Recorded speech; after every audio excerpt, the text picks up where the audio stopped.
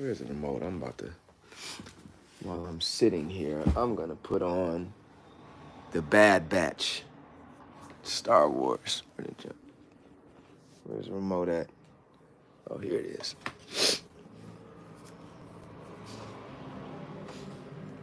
Oh my goodness. I know the time difference in America right now is different. People might be going to sleep early. Who knows? Let's see. The Bad Batch. Here we go. I'll stay on for a second. Oh yeah, X-Men 97. I got to start watching that. Tell me, once y'all see this video, if you don't make it to the live portion, let me know if y'all started watching X-Men 97. Definitely gonna watch that mug, cause yeah.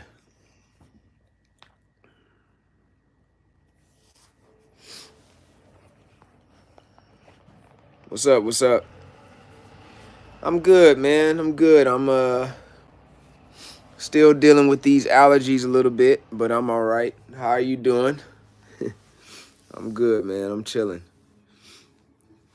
Yeah. Out here in Tokyo right now. It's a little after 10 a.m. out here. And I went to bed at, what time did I go to sleep? I went to sleep at like close to 5 a.m. I think. And got up a little like 8 something a.m.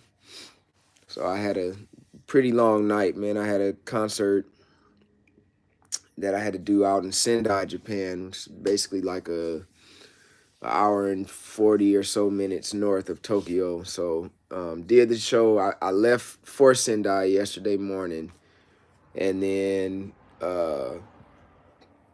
did that show. I was there all day long, and I was able to catch an earlier train back down to Tokyo and made it home. I had to do 2 private lessons back to back. One of them was at midnight, and the other one was at like 2:30 a.m. or something like that. So yeah, but I'm good. You hanging? That's what's up, man. Yeah, I'm just chilling, man. I'm excited. I'm gonna be going back to LA next week. Yeah, I'm going back to LA next week. I got to do Coachella. I haven't done Coachella in years, man. It's literally since I think 2010 or 2011 or some junk like that. It's been over 10 years since I did Coachella, so I'm excited about that. It's hot. I know that.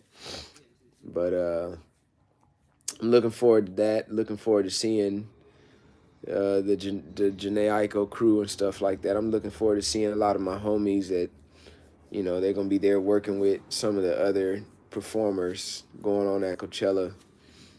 And then, yeah, so I'll be back in the States for a couple weeks. What's going on, man? I'm chilling. Sitting here trying to get over these allergies. I got to go get some more allergy medicine, man. It's cherry blossom season right now, popping off all over Japan, but definitely Tokyo. So when I tell y'all, everybody in Japan is sneezing and coughing and choking because the pollen is so powerful here. So I don't know if y'all saw my IG. I usually say a lot of stuff in my story, but man, 2 weeks ago, like 2.5 weeks ago, my entire family came down with an allergic reaction to the pollen. It started with my daughter Haley, and she ended up getting like this little eye infection after sneezing and stuff like that. Phoenix, what's going on? Phoenix, Arizona. But yeah, man, so my daughter came down with this allergic reaction to the pollen, and then I started sneezing and stuff, and I was like, well, I'm next. So she had an eye infection, then I had an eye infection. Then my baby Hannah, she had an eye infection and was sneezing and stuff like that. And my wife has zero allergies, right? So she was my wife was feeling all high and mighty, like, oh you guys got allergies, and next thing you know, she started sneezing, and then she got an eye infection. So we were all looking like Quasimodo last week with puffy red eyes, and it looked like Elmer's glue. It's kind of gross, but it looked like Elmer's glue all over our eyes and stuff like that. But thankfully, we went to see a clinic, and my girls, they went and seen their doctor and got medication. So we're all doing better, but I'm still sneezing like a mug, man. It's crazy. But I just wanted to get on here and chat with y'all, man. If y'all got any questions to ask me about anything, man, holler. How is healthcare in Japan? Absolutely amazing. Absolutely amazing. They're actually one of the best in the world. I think right now the number one healthcare for 2023, I think South Korea took the title for number one. It's usually always like in the top 10 is you got South Korea, you got Japan, you got Denmark and Finland, Norway, uh, Canada is usually up there too. Where else? Where else? Who has other good healthcare? I think like Singapore or something like that. But Japan definitely has really good healthcare, and especially for kids, man. Like everything, honestly, for kids here is amazing because the population is declining. They pay you now in Japan if you have kids. Like they're literally paying couples. They first off they encourage people to get married, right? They encourage, man and woman, y'all get married, have kids. Like they're really old school here in Japan, which I respect that. I mean, because that's how we got here, you know what I'm saying? But they pay you in Japan to start a family, which is so dope to me. Um, so yeah, like kids get like a stipend basically, periodically throughout the year. Like it may be like $1,000 the first quarter, $1,000 second quarter or whatever. We this would be our first time really experiencing it for real, for real. But so far, like they've already sent what I feel like over 2 grand or something, even for my wife to have the baby here. We had our baby here, Hannah. They gave her money for it, man. It's really crazy. Like they gave her money. They paid some of her hospital bill. It's way cheaper than America, man. It's y'all know America, that junk could be like $30,000, but here I think it was like 10 grand or something, but they paid more than half of it. So yeah. What's good, Bubby? Praying you're having a blessed one. Long Beach, Cali, what's going on? LBC. I'm good, man. Just, trying to get through these allergies. The sakura season, cherry blossom season is happening right outside my window. There's a tree that's kind of starting to bloom a little bit. So that's why I'm sitting up here sniffly and all that kind of junk. But did you see Justin Rain's new interview? Absolutely. I loved it too. I loved it, man. Him playing the metal and stuff. I love it. I love it, man. Justin is a beast, man. So transitioning to Japan was easy. Any plans to get a 30th anniversary MTD? Absolutely. Japan, here's the thing. I'll be totally honest with you. Moving outside of the U.S.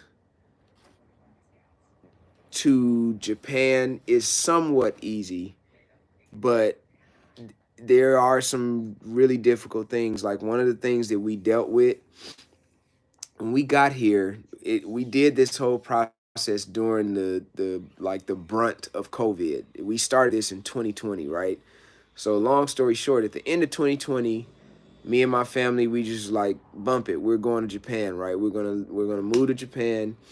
So I had to basically register my company, and uh, I couldn't rent or anything. I had to do Airbnb. So basically, we had to prove that we wanted to live here. That's the way they did it, at least during the pandemic. We had to prove to them that we wanted to live here, so I had to do Airbnb for almost a year. So, dude, I spent yeah, I'm embarrassed to even say it. Like I spent so much money on Airbnb, but I had to. The reason why is You can't get health insurance out here, uh, at least during the time I was trying to do it. I think they've changed some things, but 2021, 2022, it was a lot different. You couldn't get health insurance unless you were renting, but you can't rent unless you have health insurance. So it's a circle, right? It's just like a never-ending circle. So basically, after almost a year, they finally were like, okay, you guys can rent, so, and you guys can get health insurance. So I was able to do that, and finally we got us a place. But anytime you leave where you're from, it's going to be some challenges. You know what I mean? Especially if you're leaving your country, it's going to be some challenges. But I mean, there's a billion foreigners here, so it's okay. If they can do it, I can do it. That's the way I looked at it. Um, any plans on getting a 30th anniversary MTD? Yes. Orange County, what's going on? Yes, I do have plans to get a 30th MTD, and well, y'all are here, so I'll share it. I think right now I have like 5 bases in the works. I I got like 5 MTDs in the works. Some of them are, me and Dan Tobias just being really weird and trying some stuff. Uh, Dan he's a genius, literally just like his father. It's very rare that that type of stuff happens. Like usually, like when the father is so skilled at something, the son may be trying to follow, but maybe he just doesn't have this, that, and other. This is literally a situation where Dan is just as much genius as Mike, and I love that because he's my friend. Dan is like one of my best friends. That's like my brother, and that's all the more reason why I'll go out of my way to support anything he does, anything his family does, because they mean a lot to me. And it's beyond bases. Like, me and Dan, just we talk about life. We talk about stuff that we love. I can't even really put it into words, but they mean a lot to me, and I don't even care about the instrument stuff. They just mean a lot to me. So I said Orange County, what's going on? I think I did. Orange County, what's happening? It's my old stomping ground, man, before I moved to LA. But yeah, I love Dan, and I'm definitely looking forward to getting some of these new MTDs. Some of them are some really incredible concepts Dan has, brainstormed about for a while, and now he's finally about to, make them into a reality. So I'm looking forward to it. Well, shipping your access to Japan a challenge. Watching from Nashville, Tennessee, man, and come out there and eat some food in Nashville, man. Good question. Was shipping the bases difficult? Here's the thing. When I came in 2020, I brought one, two, let me see, 1, 2, 3, 4. I brought, if I'm not mistaken, 5 bases with me when I came here to Japan in 2020. It was like November of 2020. I brought 5 bases. My headless, I think my 7 string, my Super Saiyan Goku bass, and I think I had my what else did I have? I had a couple of my bases that I brought here, and I left them here with my buddy Fuyu, because when the government sent all the foreigners home, I was like, they was telling us like, yeah, it may take a few months, but you guys will be able to come back. They sent all the foreigners that were waiting on work visas to the crib. So whatever country you were from, dude, when we went to the airport that day, uh, it was like, it was pandemonium. It was people from every part of the world that were being forced to go home because the Japanese government was like, COVID is too nuts. Go home and wait for your visa at home, right? So I left 5 bases here, and man, it was well over a year that I had to wait to come back. So that means I wasn't able to play these bases for a long time. Now, the rest of my bases, that was 5 of them, So that means how many bases do I got? Uh, I think I had like 10 more or something like that, 9 or 10 more that I had to bring with me. What I did was I just got me a few more of the Capsule Duo, the big Capsule Duo groove gear joints, and I just put them joints on the plane, man. You know, they're super heavy duty and very protective. So I just paid to put them on the plane as a bag basically. And it didn't even cost me that much because I didn't really bring a lot of clothes. Me or my wife, my daughter, we didn't really bring a lot of clothes because we knew once we get to Japan, we'll buy clothes. So it was part of my check-in luggage, and I think I ended up paying like, I don't know, maybe like $500 or something like that. Much easier than shipping them. And then too, I have them with me. So when I got to Japan, they come with me to my Airbnb. It was cool, man. It was cool. So not too bad, but shipping can probably be a pain. I dream of buying one MTD, but five, yeah. Get you an MTD, man. Get you an MTD, dude. It's I tell people all the time, like, Mike and them are cool, man. Like if you need time to save up and stuff like that, they give you time, and then too, if you're getting a custom MTD, it's gonna take months for them to build it because they're gonna be very selective of the wood and the quality of the wood. Like if stuff starts getting fishy with the wood, like they'll whatever they do to it, the process, they want to make sure it's like top notch quality. So you know what I mean? Get you one though, man. I tell people all the time, call Mike, call Dan, call him, hit him up, do it. On the Tobias, that's what's up. Going beyond instrument, the connection. Yeah, absolutely. It's a relationship thing, man. Do MTDs have low action? Yes, they do. They do have low action. All of my bases. Let me see. This is my this is my headless. Look at that.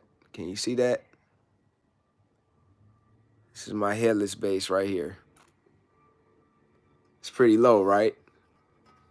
No fret buzz though. It's no fret buzz. They've figured out a way to build these things where you don't have to worry about those types of issues. You know what I mean? So MTDs definitely have great feeling action. Let's see. You can set it up any way you want. I keep mine pretty low. Yeah, I like to keep mine low. Like, and another thing, I don't know about y'all. I don't like adjusting my own bass because I feel like I'll I feel like I'll break that mug. And I'm a dummy for this, but when I got my first MTD, I was a teenager, so I didn't know. And my mahogany MTD, my very first one, I took the neck off because I just wanted to see what it looked like. I had never, I didn't know. And I was a kid. I didn't know any better. I took it off and then I put it back on. Uh, Thankfully, I didn't break it or I didn't damage anything, but I'll never do that again. Nothing happened to it. It plays perfectly fine. I don't know if y'all saw on Instagram how I got, look at my fingers from playing bass. I had to slap record the other day. And this was the result. Took the Band-Aid off of this one. It's a little blister coming up top. But this one actually is starting to feel better already. There's blood blisters, man. So you know how those hurt. But nothing happened to the bass, but I do not like adjusting my basses. I only let Mike and Dan do it, or there's a shop out here that has MTD basses called G Club. If y'all ever come to Japan, you holler at me, let me know. I'll meet up with you. If you ever come to Japan, don't hesitate to reach out to me. I'll literally meet up with you. I'll show you around. That's what I tell people now. Like, I'm going to meet one of my buddies, Daniel Singh from Australia. He's here. I'm going to meet up with him later. We're going to go to Akihabara, the anime district. He wants to look at some action figures and stuff like that. So if you ever come to Japan, don't be afraid to reach out to me. I'll show you around and all that kind of stuff. I love to help people experience this stuff. You're friends with Fuyu? That's my boy. Yeah, Fuyu, I'm in a band with Fuyu. Silver Kid, I'm in a band with Fuyu. I just played with Fuyu yesterday. Fuyu is my boy, man. That's my guy. What gauge are your signature strings? Here, let's grab some. Let's grab some. See what they are. All of my signature strings are different gauges. I will say that. But so we got, this is a heavier set. This is 135, well, sort of. 135, 105, 85, 65, 50, and 43. These are the limited edition lemon lime surprise. And then, can't believe I found these. These are the Bubby Goku 2.0. This is a light gauge. This is 125, 105, 85, 65, 50, and then 43. And then I have another lemon lime surprise here. That's the 135. So, you know, slightly heavier. But they feel good. Yeah, man, I'm excited for the lesson too, man. Well, tonight, yeah, tonight for me. Yeah, I'm excited about it too, man. It's gonna be cool. My fingers is feeling all right, man. I wasn't able to rest them. You know, I had a show yesterday, and then I had 2 lessons when I got home in the middle of the night. But they feel okay, and it's funny, man. Like when we get blisters, you know how it'll hurt when you're not doing anything, but the minute you start playing and you get into the groove, you don't even feel it. You know, so I'm thankful. I thank the Lord for that, man, because and I got a concert, a big, huge show in Tokyo this Sunday with this artist. She's like the most amazing person. Her name is, we call her Ai-chan. But I got a show with her Sunday at the Tokyo Forum or something like that. And so in between these lessons, I'm definitely going to be resting my hand. Yeah. Let's see. Every time I've seen Mike at Summernam, we talked woods. He taught me a lot. Yeah, Mike is a genius, man. He's such a genius, man. Him and Dan both, man. I really do love him. Do you sometimes play 4-string? Yeah, I got a 4-string.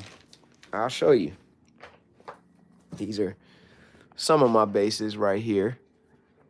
Some of my other basses right there. But let's see. This is my 4-string right here. Beautiful, right? That mug is pretty, man. That quilted maple. Yeah. 4-string MTD. And the action is low on this. These are the, what strings are these? Can't remember which ones these are. But these are light gauge, if I'm not mistaken. Putting that back in there, saying some, got my action figures over there. But anyway, yeah, I play 4-string sometimes. Sometimes I'll go on like a hiatus from every other bass and only play my 4-string. So it just depends. I got to be in the mood. What's better, custom or getting a Z Kingston? I'll be honest with you guys. I've had 4 Kingstons. They're great in the sense of, you know, you have different levels of bass. And Mike and Dan, they came up with the Kingston because they wanted people to still have, that were on a budget, to still have a great sounding bass. You know what I'm saying? So they did put a lot of detail in the production of the Kingston basses. And I have 4 of them. I gave one of them got stolen. The one that I actually got for Snoop. There's one I got for Snoop years ago. And I took it out on we were on tour, took it out on the tour. And I was like, I'm going to give this to you right after the tour. He was like, oh, thanks, nephew. And we were in Nashville, if I'm not mistaken, and somebody stole it. And it's so crazy, man. He signed it. He signed the fretboard. And he was just going to hang it on his wall. Somebody stole that one, but I had 3 other ones. I gave those to my cousin, and my cousin mailed one of them to my sister because I think she wants to start playing bass. But what I recommend, you can get a Kingston if you're just trying to get a decent sounding bass, a good sounding bass that's a lot less expensive. But I will be honest with you guys. There's a reason why boutique basses cost what they cost. And I have a whole new love and appreciation. I'm going to answer all these other questions too, so y'all hang tight, stick with me. But I have a new level of appreciation and respect for Mike and Dan and all these other bass luthiers, even that, all of them. I have respect because I've actually been in the shop. I've been in the shop and I've witnessed Mike and Dan building these basses by hand. And I mean, Dan has literally, Mike too, but he's literally like disconnected his thumb from his hand practically from sawing it, like the injuries and stuff and the blood, the literal blood, sweat, and tears that go into doing it. And then the quality of wood and the electronics, everything that goes into it, I understand why it costs what it costs. There's a reason why. It's nothing wrong with a Ford. It's nothing wrong with a Ford or a Chevy, but there's a reason why Bugatti and Aston Martin and Lamborghini and all this kind of stuff, it's a reason why they cost what they cost. Because the engineering that's involved is it's just different. It's just the quality is different. You can get a good burger. You can go to In-N-Out. You can go to In-N-Out in the West Coast, or if you're in Texas or Dallas or wherever the one is down there. I think it's Dallas, Fort Worth. You can go to In-N-Out and get a good burger. You can go to Five Guys and get a good burger. But there are some restaurants out there where you can get a Wagyu burger, like out here in Japan, and the burger costs like $80.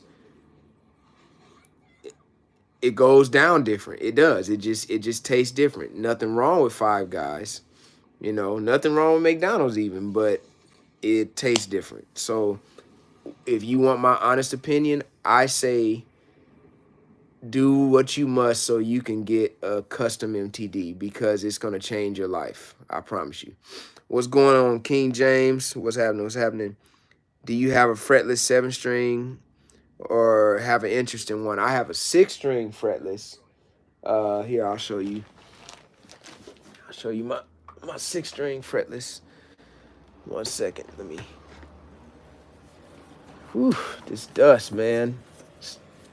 And this is all cherry blossom dust. I leave my window open to keep the moisture. It's my 6-string fretless. Beautiful bass. Do I want a 7-string fretless? Absolutely. Yes, I would love a 7-string fretless. Like, no question. I definitely would love a 7-string fretless. I would love an 8-string fretless. Keep it between, well, y'all are here, so it don't matter. I'm actually thinking about an 8-string, but y'all will see. Let's see. I'm planning a Japan trip in September, October. Holler at me. I'll be here. At the end of September, I'll be here. So that's perfect. I got to go to Europe for this clinic tour for like almost a month. But yeah, hit me up. He said, okay. Have you had a chance to try the new LK short scale MTD? The Lynn Keller? Oh yeah, it's killing. It's going crazy. It's going absolute bananas. And the sustain on it is nuts. I played the prototypes of that years ago, and it's insane. I've been wanting to get a set of your signature strings, right, 535, to give them a try. Do I have to go through Labella web shop? So the problem is this. The materials that Labella uses to make my strings is very unique material. That's the reason why they're always limited edition, because the supply is very limited. What you have to do is you have to be signed up on Roadie Club. That's the only way. It's free, but you basically get an email that says, okay, these strings are available, and it's like a first come, first serve thing. They might be able to produce like, I'm going to say like, let's say like 4,000 sets of my signature strings. They usually sell out in like 10 to 15 minutes. Like one dude Was it last year? No. It was the ones early last year. It was a set that came out, and my buddy Eric, my bro Eric over at Labella, who I love so much, same as I do Mike and Dan. He texted me and was like, they sold out in like 7 minutes. Like they were gone. So you kind of just got to be on it when you get the email.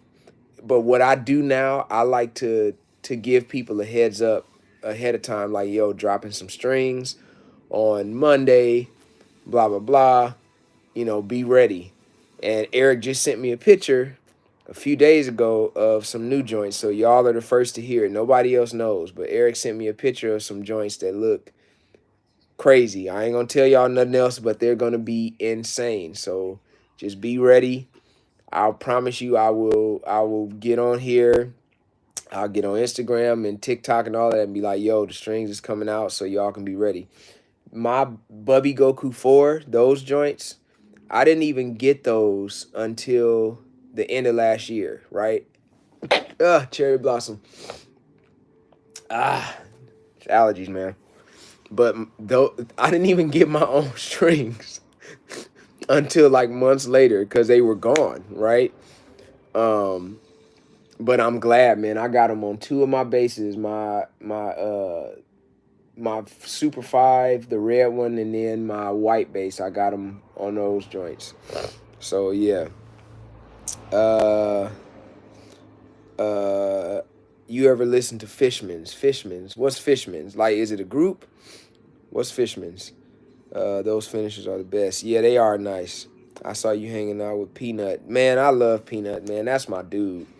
Peanut is so awesome, man. I freaking all them guys, the 311 guys, man. Like, I got a chance to be on the road with them years ago. It was Snoop and 311 and Stephen Marley, Sting, also his son. I forgot the name of his band, but he was opening up for us. Man, that was a great tour, man. We were out on the road for like 3.5 months. It was amazing. The Kingston was stolen here in Nashville. Y'all had played at Vanderbilt. Yep, exactly. I was so sad too, man, and I still had more shows left on that tour.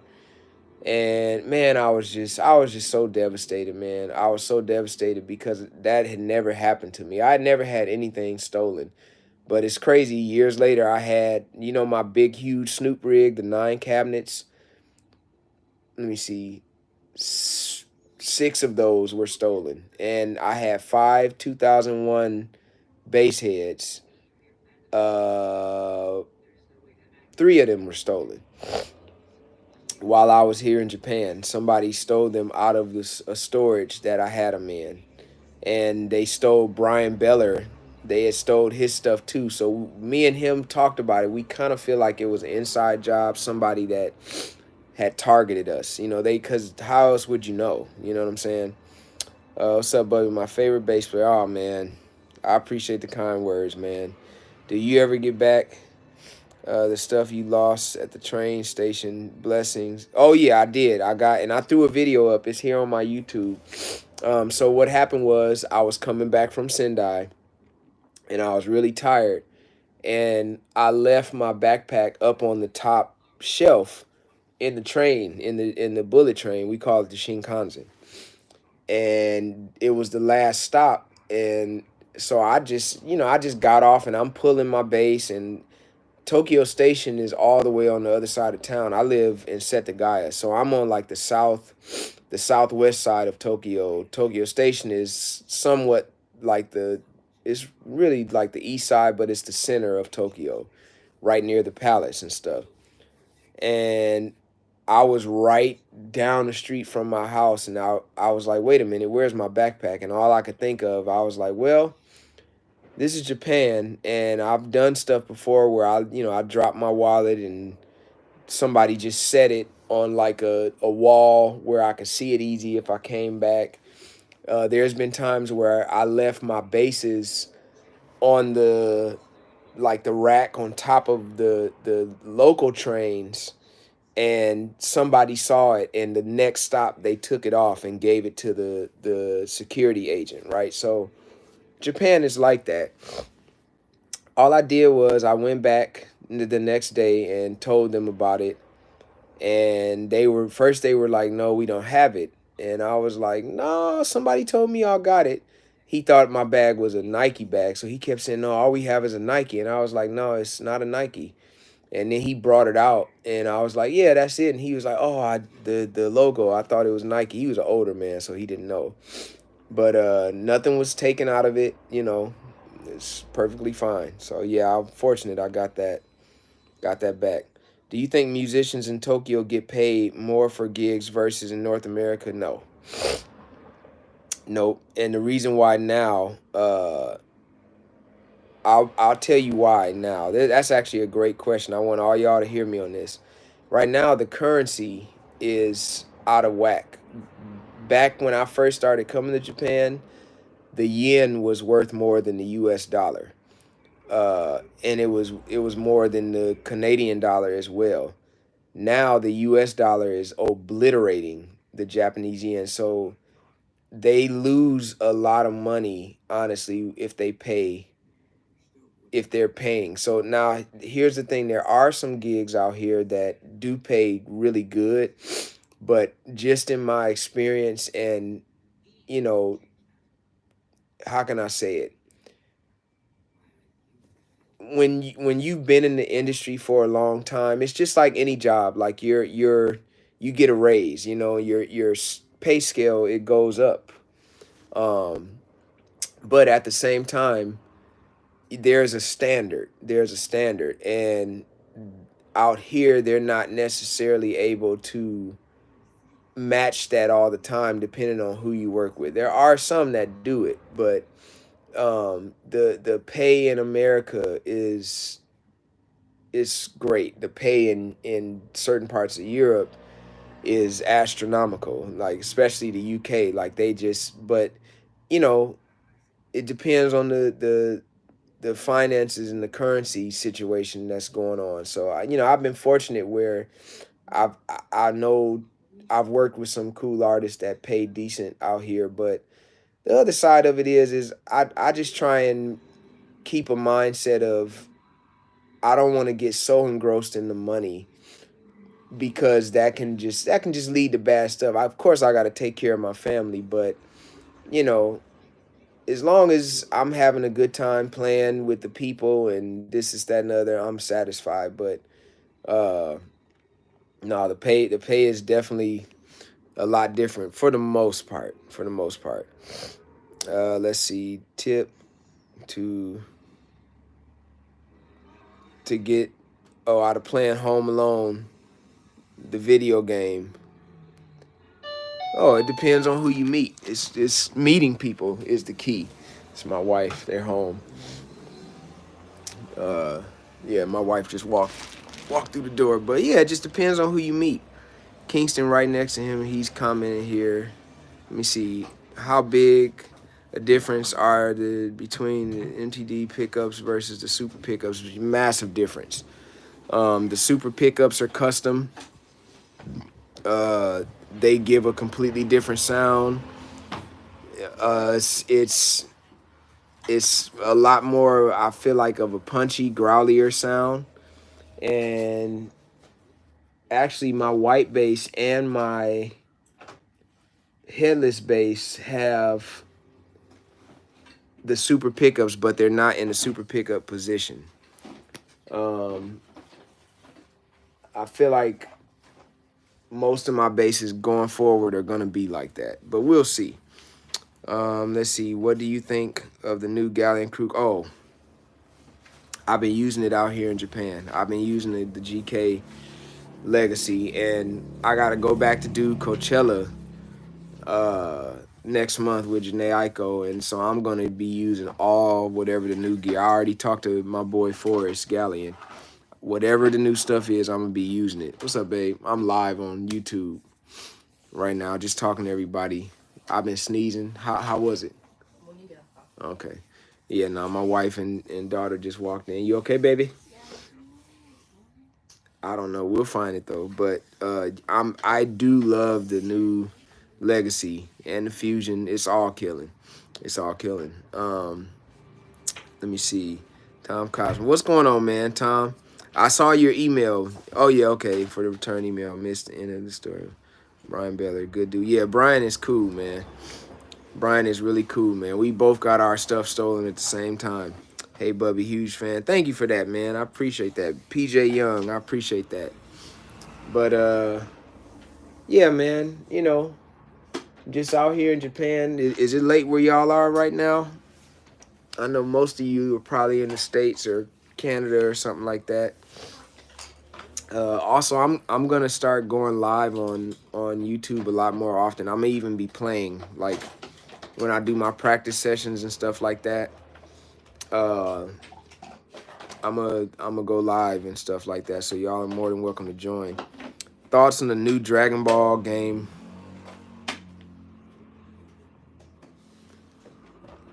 The new Dragon Ball game. I'ma just say I can't wait, man. I cannot wait. Y'all know how much of a Dragon Ball fan I am, how much I love Akira Toriyama. I just started watching after my lesson. Or no, before my lesson. When I made it home, while I was trying to set up all my gear and stuff like that, I was watching Sandland, the new series that he was working on. They got the first season on Disney Plus out here. I don't know if it's on in the States yet, but I already started watching it, man.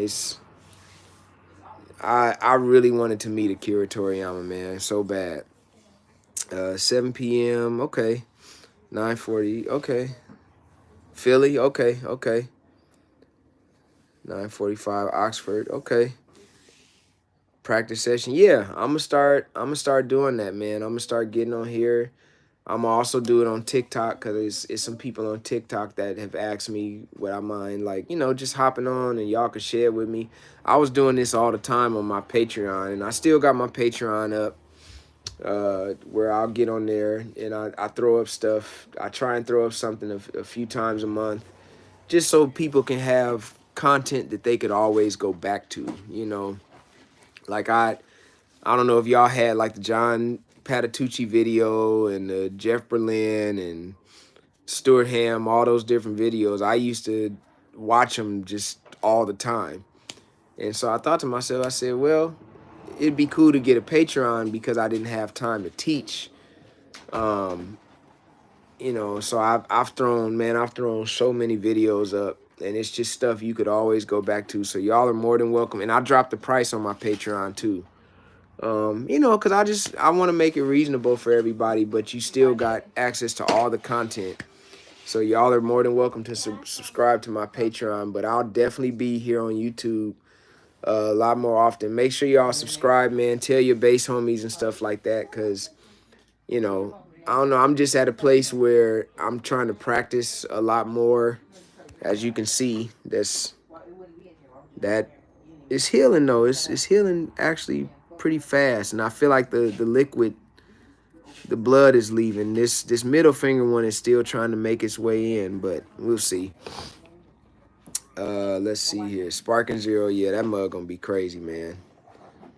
Let's see. San Diego, California, what's going on? The Stu Ham video, oh my goodness, man. I watched that joint till the VHS broke, man. Speaking of Stu Ham, man, I appreciate him. He reached out to me, I feel like it was back in February, and he does this thing in Estonia, the Estonia Base Oasis. And he texted me and was like, Bubby, hope you're good, hope you and your family are good. Would you be up for joining me in the Estonia Base Oasis? Man, I could have cried, because Stu, I'm sure y'all feel the same way. He's one of my heroes. I'm sure he's one of y'all heroes too, but it just brought me so much joy that he even considered me coming out there to join him as one of the hosts for the Base Oasis. So yeah, I get to go back to Estonia, and from there I'm gonna be going to Finland. I'm gonna take the ferry. My family's gonna come with me. I've been wanting my wife and family to come with me forever, to see these are some of my favorite places in the world. I'm gonna take the ferry over to Finland, and I'm gonna go from Finland to Sweden, And I'm gonna go to the UK, you know, London, Ireland, Scotland. I'm gonna hit France, you know, if I can hit Switzerland, if I can hit Denmark, Norway. These are all of my favorite places in the world. Austria, uh, make my way south to Italy. You know, we'll see. But right now, I'm setting up the. It's basically a clinic tour slash performance, like concerts and jams and stuff like that. And truth is, I'm gonna do Europe. I'm gonna do Asia. I'm supposed to do Singapore and Hong Kong and Taiwan and stuff. But I would love to do it in the United States too. So if you guys think of any, you know, music store or venue or even music college where you think I could host that has enough room, let me know, because I'll try and put something together, even in the States, even in Canada. I'm supposed to be doing Canada too. I forgot about that. That's going to be the winter time, I think, maybe November. Supposed to be doing Canada. Um, I've done Canada before, you know, Vancouver, Toronto, Edmonton, Calgary. I've done all of those before. I think this time I'm gonna do Montreal and Quebec and stuff like that. But yeah, if y'all got some recommendations of school or something like that I should reach out to, I'll do it. I'll do it this week just to see, you know, because I like to jam with people. I don't like to just talk about, you know, theory stuff, like theoretical stuff and technique stuff. The best part is when you jam and you figure out what you're trying to do while you play, you know. So yeah, let's see, did you sequence all the keys, synth on your record? One up, yes. Even on the Hero Dynasty, any of the synth bass you hear, that's just stuff I played, and the drums and stuff sequence. I love doing that because I like the aspect of video game music. What's the matter, baby? You can't find your phone? I heard it ringing. You, oh, that was the iPad. Okay, I'll come in there and help you find it in just a second. It's in there. It's definitely in there. Let's see. I want to try the GK Plex. What is your review on that pedal? It's killing. I had the prototype before it came out on the market. It's killing. I used it so much that it broke. I mean, it was a prototype, so obviously they were still getting some things situated, but I used it so much that it blew out. Um, but the Plex is amazing. It's absolutely amazing. I was using it everywhere, stage, recording, studio, church, everywhere, for everything. It was dope. Uh, you played on his new record, right? Yes, I did play on Stu's latest record. You know, I will say this, man. We all have our heroes. Stu has been a hero of mine for a long time. It's still so strange to me that how much in common we have. Like, I didn't even know that he was a comic book nerd, you know, and I am too. Like, and I think about it sometimes how fortunate I am just to be able to say, you know, you get to look your heroes in the eye and just say hi and tell them thank you. You know, I was thinking last night I want to call Andrew Goucher and just tell him thank you, because I mean I studied this guy so much, but you know he's just one of the greatest people that I know. Same thing with Stu, you know. So it's nice to show love to the OGs, man. I really believe in that. I definitely love to see you in the Southeast somewhere. Let me know. See if there's any good spot. Yeah, let me know. Yep, Atlanta, whatever. I'll come down there. I would love to. You're more multi-effect guy. Single stomp box. I've got a bunch of single stomp boxes, but I do have a lot of multi-effects. I've actually got a ton of stomp boxes. Um, anything that Boss has for bass or guitar, I got it. Anything that they come out with, I'm gonna get it because I love their stuff. But yeah, man, I'm hungry. You okay? You hungry? Yeah. Tell y'all what, I'm gonna cook for my family. This was fun, man. I appreciate y'all for joining me, and I'm gonna do this a lot more often. for sure. I'll get on live here on YouTube. I'll get on live on Instagram. I'll do it on TikTok. Y'all make sure y'all just, holler at me. Like I said on Instagram and stuff. If anybody wants me to play on something, you let me know. If you want to do a private lesson or something, I've figured out a way where I can squeeze it in with my schedule in between shows and recording and all that kind of stuff. So yeah, just holler at me. But what does it say? Hold on. Beyond grateful. My relationship with Jimmy Hassel. Yeah, that's one of the greats, man. Yeah, he's one of the OGs. I understand. I definitely understand. But yeah, man, y'all take care and appreciate y'all for joining me. And I'll see y'all on the flip side. Peace.